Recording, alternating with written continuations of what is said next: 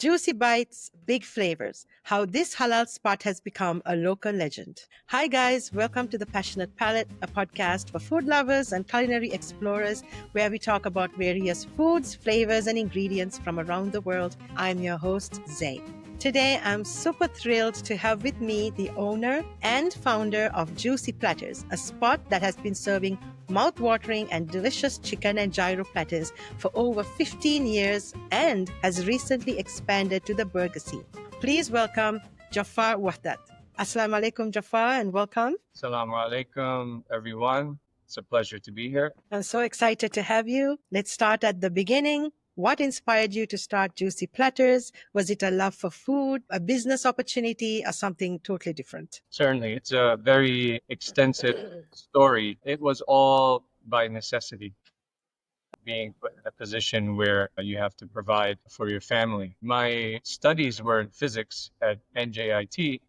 Oh, wow. And this is going back to the last recession. We were immigrants, came to this country from Afghanistan. Growing up, I saw my parents working very hard, earning a minimum wage, saving every penny. And we reached a point where we were able to afford a house. Wow. So my father found this house. It was beat up, needed a lot of work. And I remember the conversation with my mom and my mother and father, where he said, "Hey, I found this house, but we need a down payment." And my mother said, "Guess what? I saved this much money."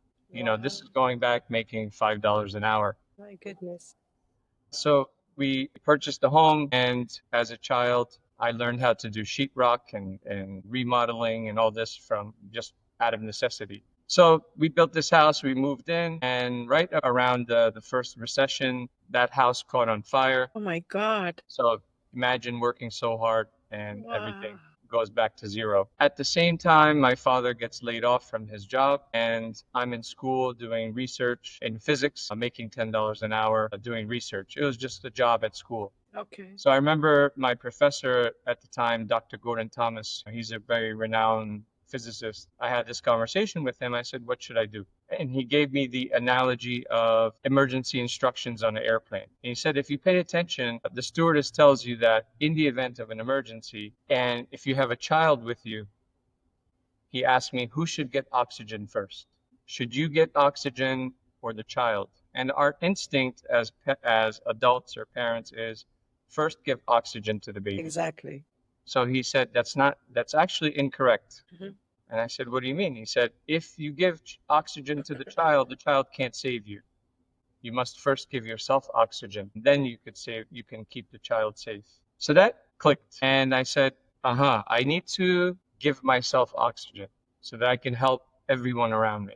So that's when it started from there. I said, I need to work. I need to figure out a way to provide for everyone. And I started my journey. I worked as many jobs as I could, you name it, any kind of job that you can think of, I did to save money and to provide. And at the time, NJIT, I knew how to build websites. I knew a lot of these things that I learned from my background. So I applied a lot of that to what I do today. So my mom's food is something that everybody loved growing up. Every event, my mom was the one that would cook. So food is very something that I love, and I love to taste different things because of my mom. So along that journey, I picked up a job as a manager at a Dunkin' Donuts.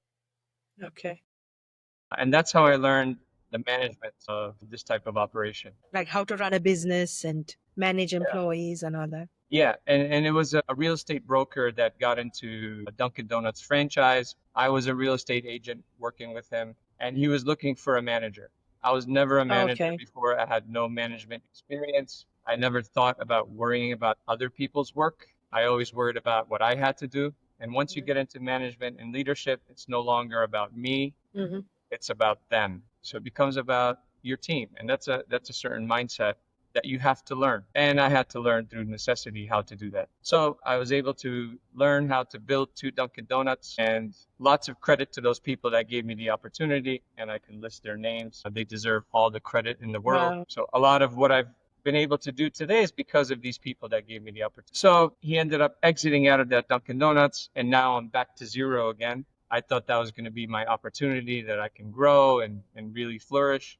He ended up exiting out of the Dunkin' Donuts, and I'm back to zero. So I started a marketing business consultancy type of thing, and I met some amazing people in our industry. I met an amazing chef Fahim Saleh from Kebab Paradise. Oh, okay. Yeah, he's a very talented, amazing chef. I helped as much as I could to apply some of my Dunkin' Donuts and management website and all the marketing and everything that I've learned. I helped to apply that in their business. Right. And then from there, I said, "Hey guys, let's grow. Let's venture out and grow." And from there, life moves in different directions. So it moves in Hmm. different directions.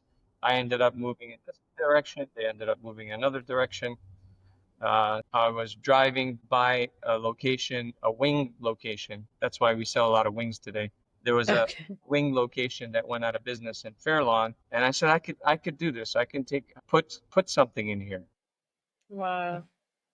So I decided to take my mom's cuisine and a lot of the stuff I learned from my mother, growing up from my grandfather, and a lot that I learned from Master Chef Fahim Saleh and from Dunkin' Donuts, and a lot of the things that I learned and I applied. And Hmm. I said, I'm going to create this concept. And that's where Juicy Platters was formed in 2011. Wow. And then it just took off from there. That's such a beautiful Yeah. story and so much backing that you have and experience, and it's so inspirational to know the beginning of your story. How it started. So, were you always aiming for? I know you do wings too, but were you always aiming for the chicken and gyro platters? Is that something that your mom specialized in, like cooking for you guys? At the time in 2011, carts in the city was very Mm-hmm. popular, and and that was their focus was the carts. So we were the first brick and mortar to do that type of business model Right. back in 2011. There's no one doing it. So I was looking for a business model that had some equity, some backing to it, some Mm-hmm. demand. So that's why I started Juicy Platters because I saw that there was some demand for it and people were tired of driving across the bridge, Right. paying toll, waiting in line. So I made it easier for them. They say in business, how can you solve a problem? How can you make something easier for someone? And I said, well, I can save the commute. I could save the toll. People don't have to drive across a bridge to get into the city. Right. That's so interesting. So let's talk about the early days when you started, when you were up and running Juicy Platters. What were some of the biggest challenges that you faced? Oh, many, many challenges. I would say the most difficult challenge was, I would say it's a challenge and it's also an asset is people. We are in the people business. Hmm. You have people on that side of the counter and you have people on this side of the counter, which is your team. Right. And when you're first getting into business, you have very little knowledge, and every day is a challenge. Now we've learned after 15 years, we've learned Right. that side of the business. I would say that the hardest thing is the stuff that's not on the spreadsheets, True. the side of the business that you can't measure with Excel or Google Sheets. That's so true. But that takes some lot of mistakes to learn. That's something you have to like make a lot of Right. mistakes and literally get punched in your face a few times and make expensive mistakes until you learn. Oh, yeah. I have many, many stories like that. So the challenge in the beginning was building a team that has, we say, all the arrows are pointing in the same direction. Hmm. And trustworthy. Yeah, I say that everybody's right. Every human is right. Every human is good in their nature. They're good. It's just that they're in the wrong position, in the wrong organization, or in the wrong industry. For example, if I had a roofing company and I bring someone on my team that's scared of heights, they're not going to do too Hmm. well because you I have to see. climb on roofs. So and the person will struggle and the managers and the leaders will get upset at the person. Why aren't you doing your job? Why are you showing up late and all this kind of stuff? Well, it's Right. not that person's fault. It's my fault for bringing in someone who's scared of heights. Right. I see that now. If the job requires you to be 20, 30, 40, 50 feet up in the air, Right. then you should be comfortable at that height. Right. So in our world, in the restaurant industry, if the guest is expecting a certain standard, Hmm. which requires to be detail oriented, then I must choose people that are naturally detail oriented. Right. It's like finding the perfect fit for your business. Yeah. The first 3 years of life is where the character and the personality of a human being is forged. And if I think that as a manager, as a leader, as a business owner, if I think that I'm going to go back in time and change that person, you're never going to win that battle. So we have to, as restaurant owners or business owners, is try to find people that are naturally like that they were raised that way. If you want your restaurant to be clean, then that person's their bedroom is clean also. Right. That's true. So, with all these challenges, Jaffar, did you ever at one point think that this might not work? 4 times a year for the past 15 Wow. years, every quarter. Yeah, every quarter, every time you finish a quarter and you look back, you're like, okay, we made it through this quarter. What's going to happen next quarter? And of course, today's world is full of propaganda and politics and manipulation of markets. Yeah. But we, as in our faith, we believe that we put our trust in Allah, and He's the one Of that course. He says, you make plans and I make plans and my plans are better. Of course. Always. All these ups and downs, that occur, yeah, you see it, you read about it, but you have to realize that our risk, our livelihood is in the hands of our Creator. Mm-hmm. So that's always something I fall back on, or I try to put it front and center. Of course, we have to be aware. We have to be aware of economic trends and downturns and the cycles of the economy. That's just crossing your T's and dotting your I's Right. and doing your job. True. Have you felt like customers, the taste has changed over the years, and how have you tried to adapt to that? Yeah, I've seen in the past 15 years lots of trends. Mm-hmm. You have these trends that become a buzz. It's like almost like fashion. Yeah. But then if you look at fashion, fashion repeats itself. I don't know what the life cycle of fashion is. Is it 20 years? Now you see people dressing like their grandparents did or something. Here's the thing about us as human beings, we're very susceptible to advertisements or marketing, and we follow trends. Humans Absolutely. like to feel safe when you're part of a Mm-hmm. tribe or a group. And if everybody else dresses a certain way, you want to dress that way. True. So I remember the froyo trend that back when there was all these frozen yogurt things that Right. would pop up everywhere. So how do we combat that?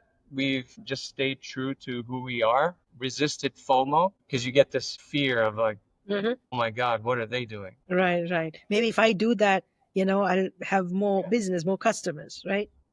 Yeah. Uh, we've been through these cycles many times. People go and they try something else and say, no, I want to go back to my baby. I want to go back True. home. True. We do that. We venture out and then we go back to where we know we feel safe, Mm-hmm. trusted at that establishment. I know, for example, we go shopping for clothes and you always wear that same shirt that you love, That street right? has holes in it. It's ripped in places, around, and you'll still find comfort in that. Yeah. So we are that brand. We've always said we are that brand that people always come Right. back to and they feel comfortable because they know us. They know what we stand for. And we truly work hard. Our team is alhamdulillah, I say the one of the blessings in life is the people around you. What type of people are around you? Who do you get to work with? That's a blessing. Are you constantly fighting with people? Are you constantly, or the people that you're working with, they all believe in the same thing you believe in? Do they have the same vision as you? That's one of the things I wanted to ask you, because having run a business of my own, and I know the difficulties with running a team, managing a team, and employees struggles. How did you deal with it? I'm sure there were times people called out last moment that you have encountered difficulties with your employees. How do you manage that? In the beginning, that's the typical, when I first started, it was a typical restaurant owner's life with these call outs and all Hmm. that. Going back now, we have systems in place where maybe we get a call out once a month, maybe across all locations. Wow, So we don't have those problems anymore. that's wonderful. because that's not easy, especially when it comes to like the weekends or your busiest days and you have one or two people call out. But I guess on the other hand, it's also because you're so hands on and you're there all the time because no one loves your business like you do, you know? So Yeah. all that matters. Yeah, you have to. You have to. This is not a passive business where you can just buy it as an investment and call it a passive type of income because the business will suffer if you treat it in a passive manner. The leaders, the managers, the players all have to be on the same page. Hmm. There has to be alignment. There has to be Right, continuity. If any of those pieces are not pointing in the same direction, you'll have conflict, right.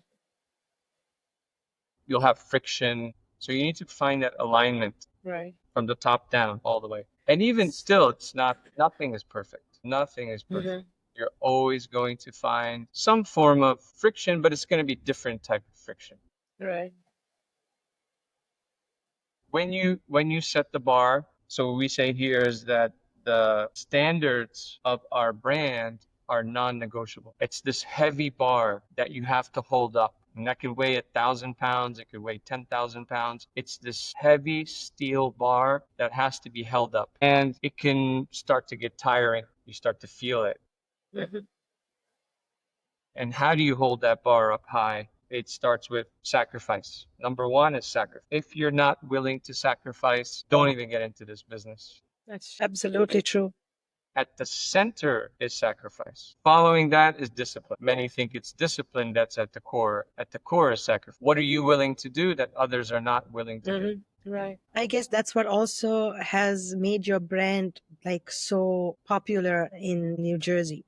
You know, it has such a you have such a distinct identity. So, how did you develop your brand and what makes it stand out in this competitive market? Yeah, brand is many feel that a brand is your logo or your colors, and Hmm. that's yeah, that's outwardly you want things to line up, but it has to have beneath the iceberg, beneath the tip, Yeah. the logo and everything you see. That's just what you see outside. But Hmm. if any of you know about icebergs, they're 80% below the surface. Yes. So building a brand, as I said, behind the brand is that sacrifice. Right. So to truly build a brand, lots and lots of sacrifice and discipline and caring and having a very deep purpose behind it. And like I said, for me, it was to provide for my family. It was never a, hey, let me buy a Lamborghini or I wanna buy a expensive thing. It was Right. more, I have to do it because there's people depending on it. And that's what forces you out of bed every Right. morning. And now that I'm married with kids, I have before it was sacrificing for my immediate family and my team. Right. Now my immediate family, my wife, my children, and my team. Right. I It's a huge responsibility. yeah, I have to do it because there's people on our team that have given 10, 12 years of their life to us as a brand and to our communities. More importantly, our communities. We are a servant of our communities. I never felt right starting a business in a town, extracting money out of that town, and not providing value to that town or that community. It never felt right to do something like that. So I know you recently opened up a burger joint, right? What made you pivot on or expand to burgers? I have this list of ideas that keeps getting bigger and bigger and bigger all the time. And growing up, we never, as Muslims, we never were able to have McDonald's. True. So we always used to miss out on stuff like that. And there were halal burger things, but the burger was not really good quality, or it was just something people would add on their menu Right. as, hey, I gotta try to sell more, so I'm gonna keep adding stuff. Hmm.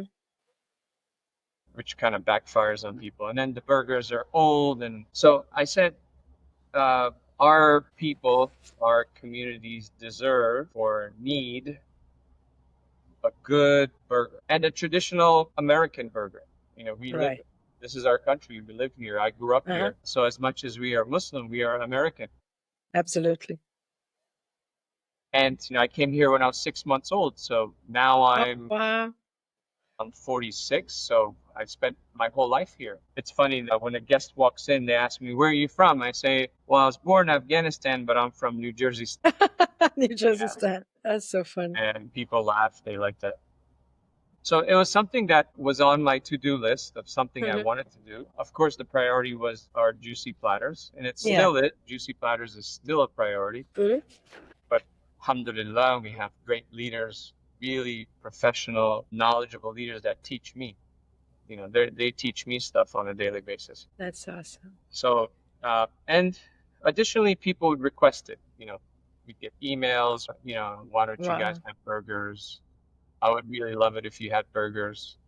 And then this location popped up as an opportunity here in Paramus on Route 17. It's situated right after the first entrance of Paramus Park Mall. Okay, nice. Yeah, on Route 17 North, you have that first entrance, and the second, we're right after the entrance before the Home Depot.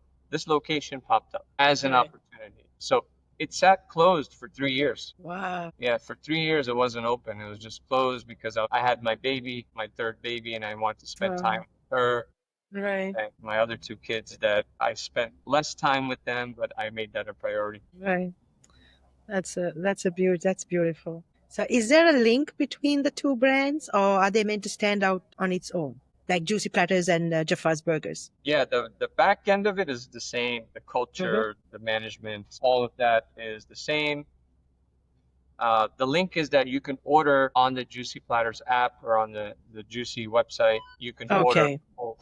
got it. So what's one burger from Jaffar's Burgers that you think will become iconic, and why? Yeah, so as I stated, for 3 years it was closed. And so after spending time on this, I didn't want to just make a standard burger Okay. because I want to always over deliver and under promise. It's something that I never want to shortchange anyone. Hmm. So I said, if I'm going to provide a burger, I have to make sure it's the best that I can do Right. personally. So it naturally, and actually, our guests named it Really? So can you repeat that? the golden cheeseburger. Golden cheeseburger. Wow, I gotta try that. I can't wait. Yeah. So So what goes into it? so as I stated, has been a natural, organic process Hmm. that our community has been involved, our guests have been involved, my children have been involved. Oh, They came up with some of the names and everything. So the golden cheeseburger was something that someone says you should name it the golden cheeseburger. So this is like gold. I said, okay, that's a great idea. yeah. The guests have been teaching me. They've been showing me, Right. hey, I like this, I don't like this. I love this, I Okay. don't like this. So the golden cheeseburger is a patty of that it gets cooked simultaneously with onion, Mm. and the cheese melts at the same time. It's very hard to do on the grill Okay. if you're trying to like send out orders fast. It's a very Right. slow process, and you have to cook it slowly. It takes a lot of attention to make this burger right. Okay. And I've tried to cut steps out, and it always affects the end product because Okay. cooking is chemistry. I've learned this.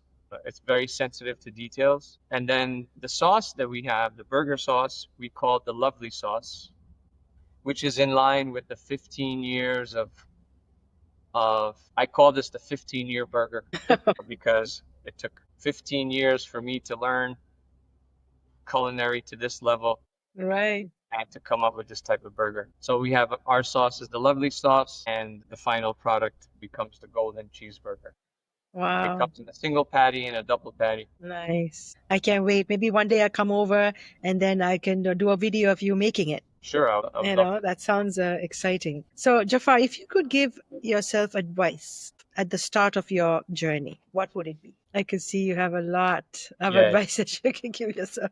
the vision that Allah gives you as a human being, He speaks to you through your heart in a way where it just clicks. You understand it. Absolutely. And in the beginning, when I was working with people around me, even till today, I struggle with this, is that there's a high probability that any human around you does not see that vision or will not see the vision the same way that you see it. Mhm. And I struggled with that for many years. Is that why can't you see it? Don't you see the opportunity? Don't you see the blessings? Right. Don't you see where you can take this also? And I would see lots of talented people. I would work with lots of talented team members, and I would say, when I see you, I see a lion. But when you see you, you see a cat. And I would say, I can't believe that you are shortchanging yourself. I think you can do so many amazing things if you could just understand this vision that I have and the vision that I see for you. Mhm. So that was what things that I struggled with a lot. And now I learned that you can't change people. I agree So totally. in the beginning, I thought I could change people and I could say, here's the vision, here's this beautiful vision, and here's what I see for you. And no matter what I would say, they wouldn't see that vision for themselves. They would Right. see something different. Or sometimes people would take that, they would be threatened by it or intimidated by it because their narrative Right. is different. And today we do daily affirmations where we say, there's a great book by my closest mentors, a scholar by the name of Sayyid Mahdi Qazwini. A lot Okay. of what I've learned today, he has helped me, and you can share his link. He recommended many books to me. One of the books was a book called What to Say When You Speak to Yourself. So I tried to coach people on that narrative. Say, what is this narrative that you're saying to yourself? When you wake up, what do you see? When you look in the mirror, what do you see? Do you see that today is going to be just a really bad, hard day? Do you see yourself as, oh, I'm disadvantaged? I'm never going to be anyone? Or like all those horrible negative thoughts and, you know. So what you do is you take an inventory of your thoughts. You spend time reflecting, which Sayyid Mahdi taught me. He said in the Quran, there's a word called tadabbur. Tadabbur is very deep if you read the meaning of it. Tadabbur is reflecting, self-reflection. Mhm. If you could spend an hour a day just reflecting on yourself and getting to know yourself. Many of us don't know ourselves. We I wake could up see and that. we are living for someone else, or we're living a certain fashion template or a Hmm. certain culture template. Right. Oh, I'm from this culture, so I have to behave this way. I have, and really the only power that we should be obedient to is Allah subhanahu wa ta'ala. That's it. Right. What does He want? Right. Everybody else is in their own world. They're spinning in their own universe. I always used Yeah. to say, if you look at every human, they have this solar system spinning in their head Hmm. and they're living in their own world. That's so true. And you see that too. You know how many times we have to go to some event or something and we're like, oh my God, what are they going to think about my shirt, or what are they going to think about my shoes? Right. And I always just say, I said, nobody cares. They're in their own world. And I proved, so one time, a funny story, I had this conversation with someone. They're like, no way, you have to wear. I said, I'm going to prove to you.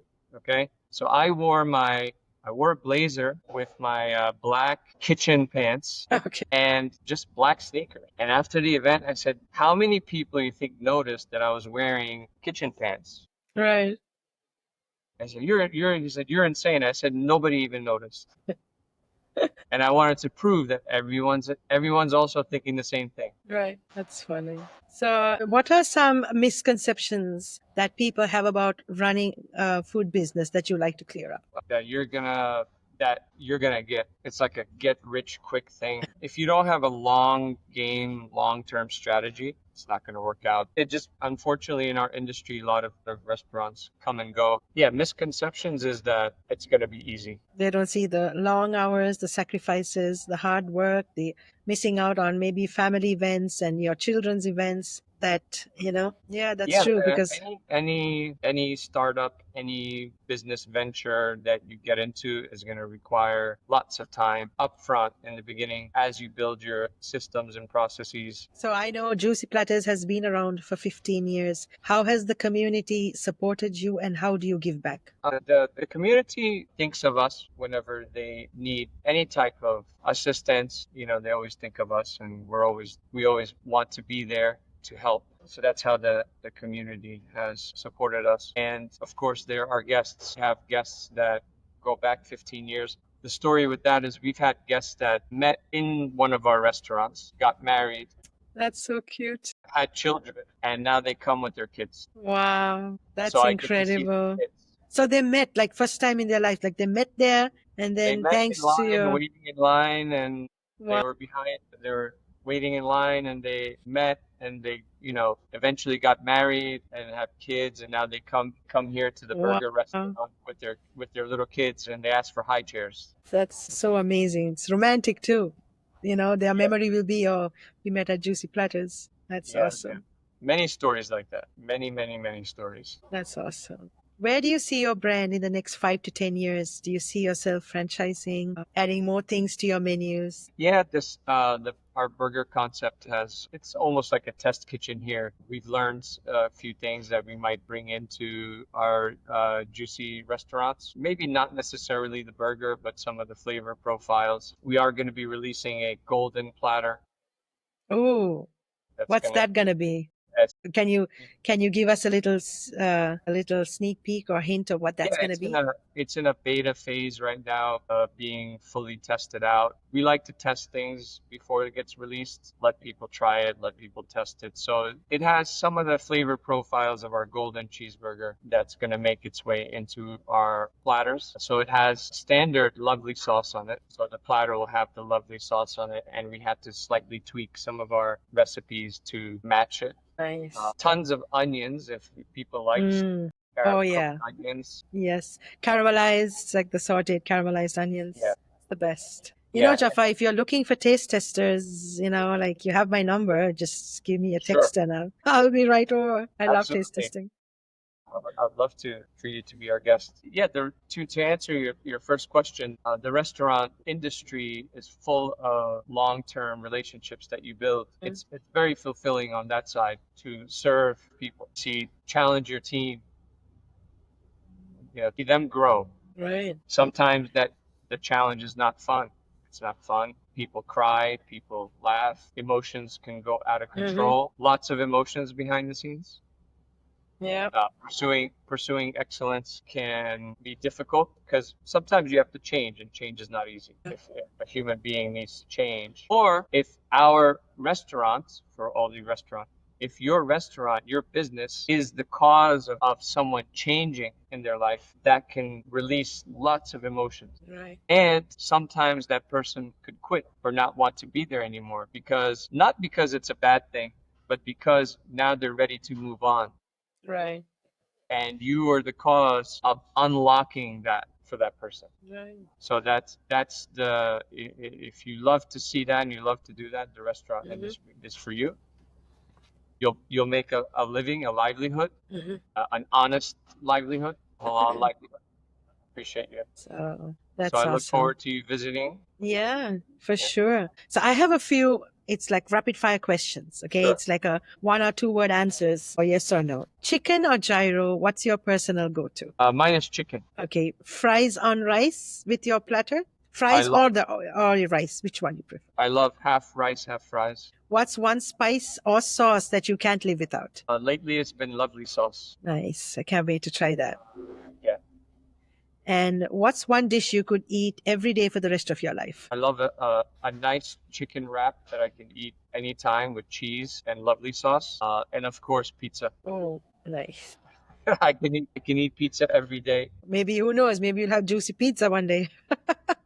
Yeah, that's actually in the list. Right? It's a possibility, In the yeah. list. Who's one celebrity you'd love to serve one of your famous platters to? One celebrity that you're a celebrity. No, I'm not. Come on, Jafar. I'm talking about like out there, famous. Maybe Famous. Hollywood. Uh, Maybe it's an athlete. let's see.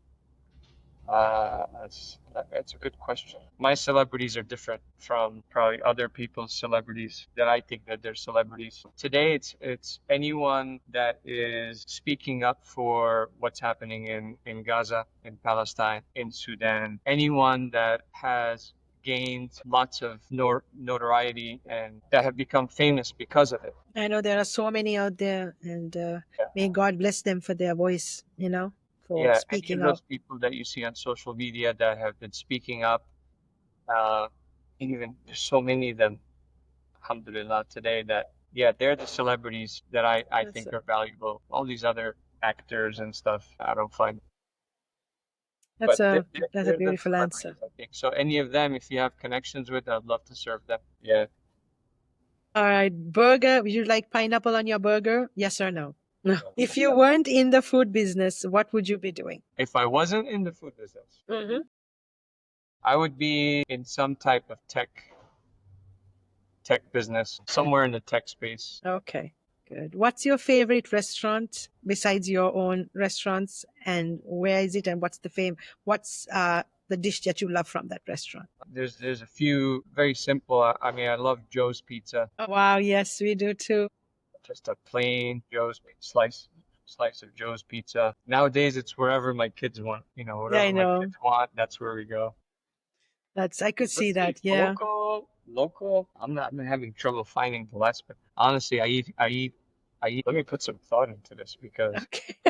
No pressure. oh, I know sometimes. yeah, I love a good kubida, a good kebab Mm,